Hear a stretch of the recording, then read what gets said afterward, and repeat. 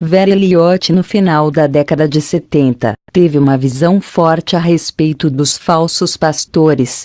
Ela viu uma espada e uma serpente. Esta é a visão que o Senhor me revelou.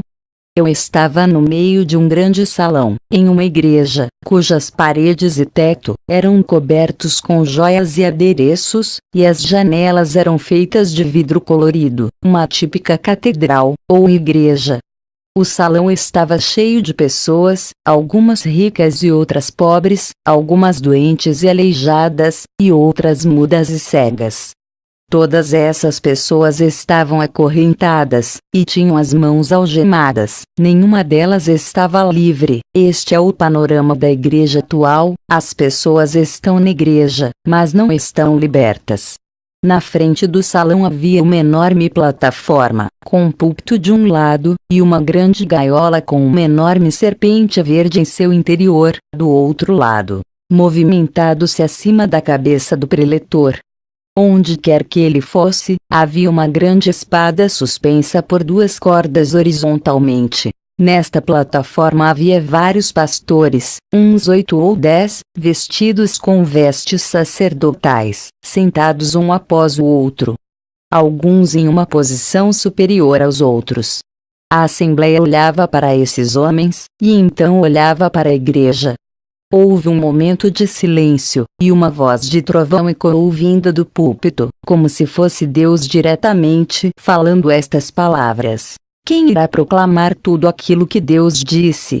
O primeiro pastor levantou-se com a Bíblia em punho, mas ao fazer isso a velha serpente verde desenrolou-se, e avançou soprando contra o pastor com olhos brilhando e com suas presas salientes. O falsamente chamado homem de Deus tomou de volta o seu assento, e colocou a Bíblia debaixo de sua cadeira. Então a serpente ergueu a cabeça, e tocando a espada suspensa disse ao homem: eu matarei com esta espada todo aquele que obedecer à palavra de Deus. Por um breve período houve silêncio novamente.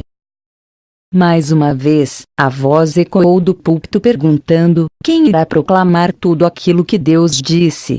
O segundo homem com vestes sacerdotais levantou-se como se fosse dar um passo à frente, ao que novamente reagiu a serpente, e fez com que o homem atemorizado recuasse, e se sentasse, colocando a Bíblia debaixo de sua cadeira. Isso significa que ele escondeu a palavra.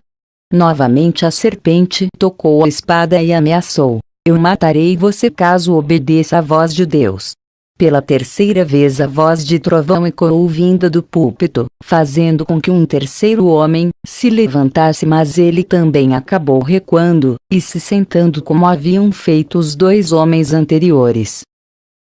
A mesma voz ecoou várias vezes, dando oportunidade a todos os pastores de resistir à serpente, mas o medo tomava conta de todos eles, exatamente como os três primeiros. Isso fez com que a serpente esboçasse um sorriso maligno. E então a voz ecoou do púlpito dizendo: ó se houvesse um homem, ó se houvesse um homem, ó se houvesse um homem que proclamasse tudo aquilo que Deus disse, então estes acorrentados seriam livres. Será que esse homem não existe? Então um homem de estatura pequena? Isso significa que ele não era nada aos olhos do mundo. Subiu à plataforma. Colocou-se debaixo da espada, ergueu seus olhos aos céus e proclamou: em tuas mãos, Senhor, eu confio meu espírito. Ele então abriu sua Bíblia e começou a ler.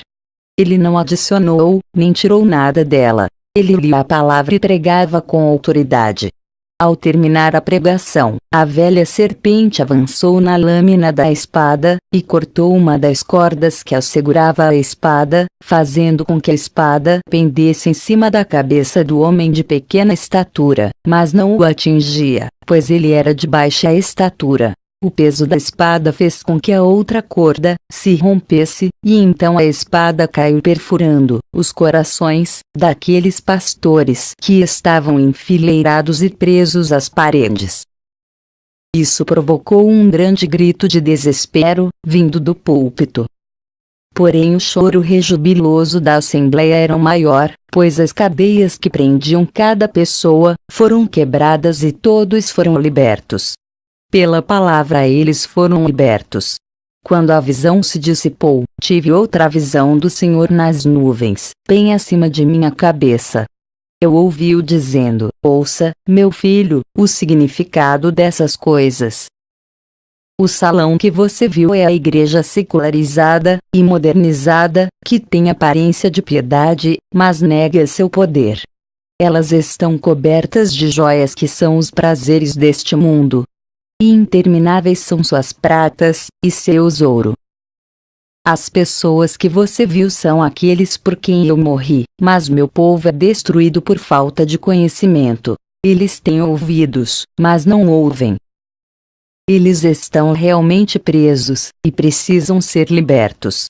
A plataforma na qual os pastores estavam sentados. Esta plataforma simboliza suas ideias humanas, pré-concebidas originárias do abismo do inferno. O púlpito é o trono de Deus, e a serpente, o próprio Lúcifer. A espada que você viu é a palavra de Deus. As cordas que a seguravam simbolizam o poder mortal da palavra. Vida foi dada ao homem de pequena estatura, mas a vida foi tirada daqueles pastores que não pregavam minha palavra. Os pastores que você viu são homens e mulheres, de todas as igrejas, que creem que me conhecem, mas eles ensinam ao meu povo coisas que não estão escritas no livro da vida.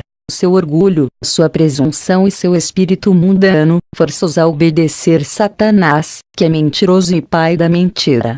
Cada um dos pastores tenta superar os outros, em elegância, em luxo de palavras magníficas, e argumentos.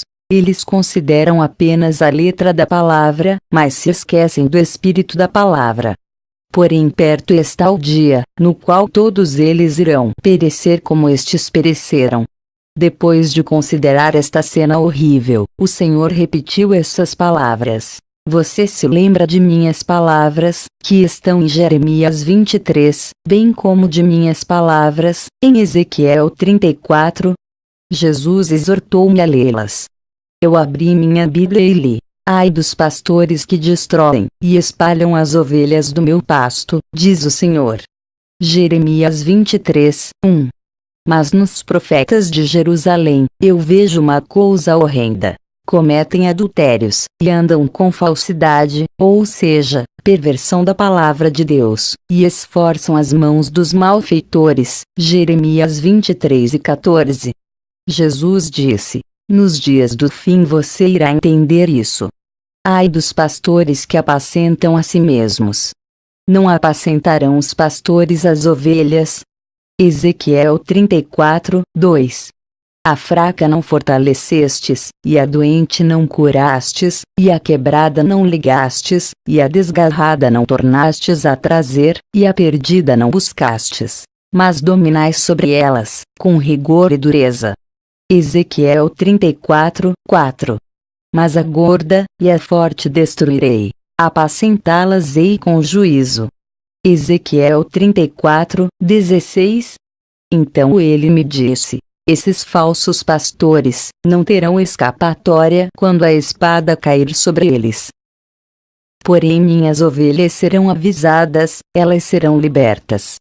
E novamente ele me exortou: você se lembra de minhas palavras, na profecia de Jeremias na última parte do capítulo 25?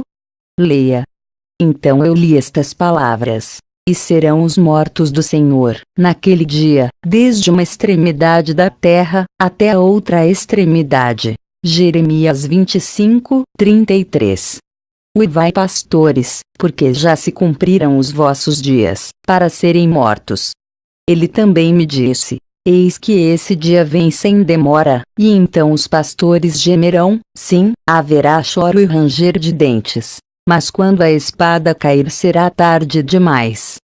O homem de pequena estatura que você viu, simboliza todo homem e toda mulher que humilha-se a si mesmo, e é obediente até a morte na cruz, colocando sua fé em Deus, e declarando toda a palavra de Deus.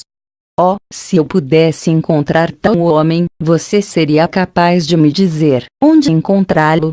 Com apenas um homem desses, eu poderia fazer os céus e terra tremerem, assim disse o Senhor.